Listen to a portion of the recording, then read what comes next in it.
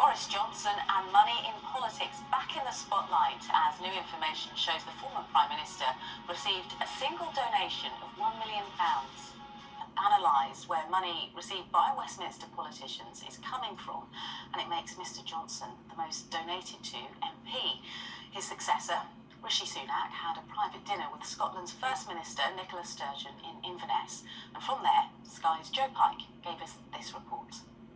He wanted a clear sign that Boris Johnson is not going to leave the political stage. Just look tonight at his declaration of interest, because he has registered a single donation of £1 million from a single donor. Now that is going to his office, is not to him personally, but my colleagues at Sky News who've been compiling the Westminster accounts this week say it could be the biggest single donation to an MP. So what does Boris Johnson do next, especially since his Uxbridge seat is potentially ripe for a Labour challenge? Well, one senior ally, close colleague and friend of the Prime Minister, suggested there could be a deal to be struck with Rishi Sunak after the local elections. And why then? Well, that is potentially going to be a bad moment for Mr Sunak. It could be a moment of weakness and jeopardy for him. That is when this ally, Mr Johnson, says he could propose that he will not challenge the current Prime Minister for leadership and in return get a safe seat. Now, Mr Johnson's office say that's not going to happen. He will contest his Uxbridge and Ruislip constituency. But if you put this speculation about local elections and also that £1 million donation together, Gillian, I think it makes it abundantly clear Boris Johnson is not retiring from British politics. The true scale of the challenge facing the NHS became clearer. And new data revealed ambulance response and A&E waiting times are currently at their worst ever record. Well, let's take a look at the details for you. Half of people attending major emergency departments had to wait more than 4 hours to be seen. That's 10 times worse than the NHS target of 5%. And a record number of people waited more than 12 hours to be admitted in A&E in December, more than 54,000.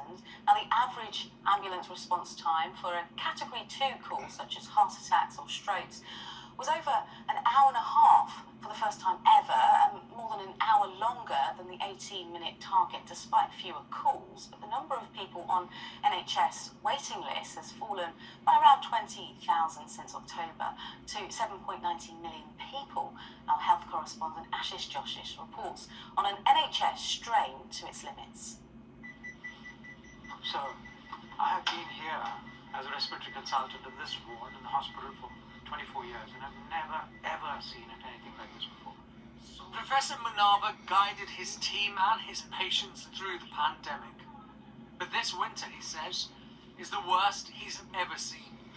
You've got COVID pay, you've got influenza patients, you've got COVID again after that. The triple-demic of flu, COVID, and A&E pressures make already difficult conditions even harder. Hello, John. You okay? John is 92. He lives by himself. His wife is in a nursing home. When I was young, I thought the way they talk, people are getting healthier and healthier. Yeah. Hospitals won't be required as much. And it's just gone the opposite. On Sunday, he woke up in the early hours, barely able to move with flu. His son rushed him to hospital. The ambulance would have taken 2 hours. When I came in, I couldn't take a drink, I couldn't do anything. And I'm getting slightly stronger every day. I couldn't even use my mobile phone. I still feel very weak. I've had to have a bed bath this morning. I said, can you do yourself? Professor Munava thinks John, like many other patients in his care, only survived because they were vaccinated this winter.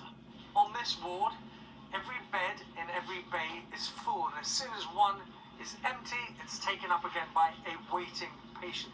It's been like this since the beginning of December, and it could last all the way through until May.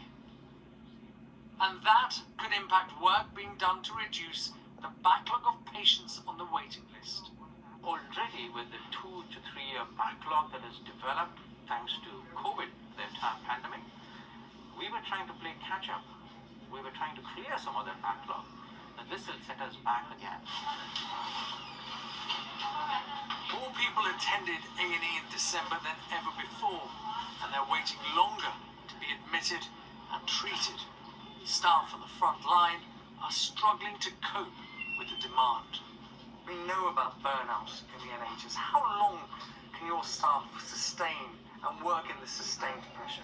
A lot of colleagues who have been working full-time, they've had to reduce the hours they do just to maintain their own well-being. So if we're not careful, we'll make it such an unattractive place to work that we won't have anyone coming through to care for us when we're in crisis and need it. How are you feeling today? Fine, yes, it's gone very well. The pressure builds throughout the system, but here at the Royal Preston Hospital, they're working hard to protect their cancer services. And then just let me know when you're ready. Anita was diagnosed with breast cancer in July. She's the first patient here to receive surface-guided radiotherapy. New technology making treatment more accurate and more effective. It allows the hospital to treat more patients. When I was diagnosed with cancer, it's a bombshell because at work I'm active, didn't find any lumps or anything. I feel so blessed that I've been able to do this journey and come to this stage. For Anita, this bell celebrates the end of her treatment journey, but many others are still waiting to start theirs.